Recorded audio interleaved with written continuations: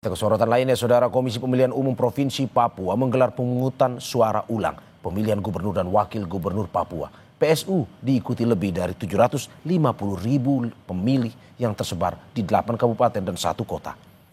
PSU Pilgub Papua digelar Rabu 6 Agustus 2025. Sejumlah TPS di Jayapura mulai dibuka pukul 7 waktu Indonesia Timur. Diawali dengan pemeriksaan kelengkapan TPS berupa kotak suara, surat suara, dan pengambilan sumpah petugas KPPS. Warga yang memiliki hak suara mencoblos di 2023 TPS yang tersebar di 105 distrik, 993 kelurahan dan desa di 8 kabupaten dan 1 kota.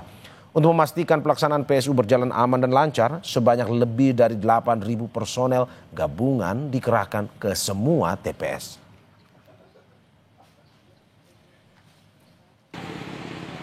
Sementara itu, Badan Pengawas Pemilu Bawaslu Papua mengimbau paslon dan tim sukses hingga masyarakat menjaga integritas selama pemilu berlangsung. Ketua Bawaslu Papua Hardin Halidin bilang paslon hingga masyarakat untuk tidak melakukan kampanye terselubung hingga politisasi selama PSU.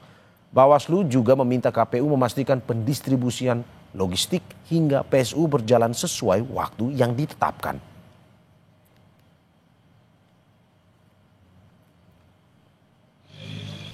Menjaga integritas proses pemilihan serta kondisivitas pelaksanaan pemilihan suara ulang, pemungutan suara ulang di Provinsi Papua pasca putusan Mahkamah Konstitusi.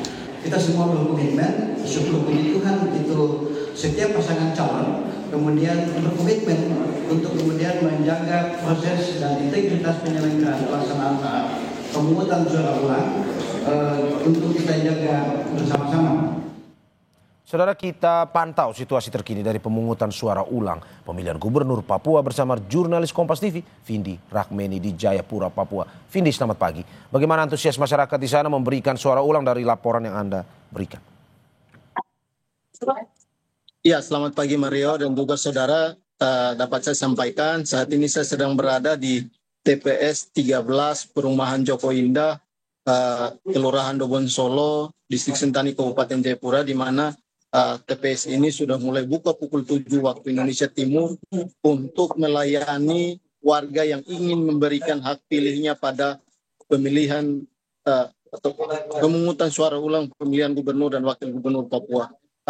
Dari antusiasme warga yang kami perhatikan di beberapa TPS, memang jumlah pemilih atau jumlah warga yang datang untuk memberikan hak pilihnya cukup menurun dibanding dengan pemilihan pada bulan November lalu.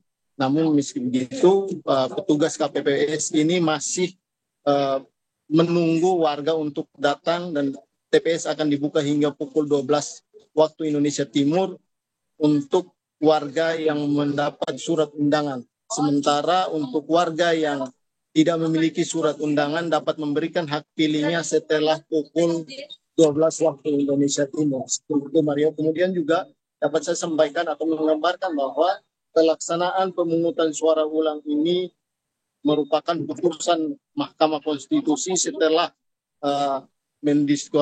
mendiskualifikasi calon wakil gubernur nomor urut 1 yakni Yeremias Pisai karena kedapatan atau terbukti memalsukan surat keterangan domisili pada saat pendaftaran untuk maju sebagai calon wakil gubernur Papua pada 2024 lalu. Sehingga memang atas keputusan ini, maka pasangan atau calon gubernur nomor urut 1, kami Ben Hurtomimano kemudian melakukan pergantian dengan memilih Konstan Karma sebagai wakil gubernur untuk mendampingi pada pemungutan suara ulang yang berlangsung pada 6 Agustus 2025 hari ini. Mario. Ya, Vindi, polisi menyebut ada 246 TPS sangat rawan di 9 kabupaten kota. Lalu bagaimana pengamanan dilakukan supaya pencoblosan yang berjalan aman dan lancar? Ya, Mario, memang terkait dengan jumlah TPS sendiri, jumlah TPS pada pemungutan suara ulang ini berjumlah 2023 TPS. Dari 2023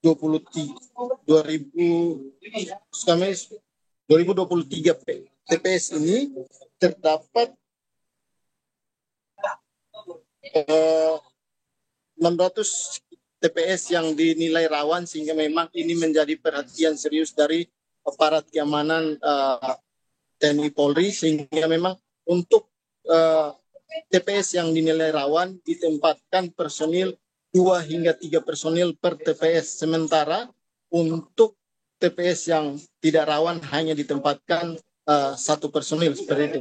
Ini penempatan personil ini merupakan komitmen dari aparat keamanan untuk memastikan bahwa pelaksanaan pemungutan suara ulang pemilihan gubernur Papua ini berjalan aman dan lancar. Mario. Terima kasih Vindi Rakmeni atas laporannya dari Jayapura, Papua. Selamat bertugas kembali.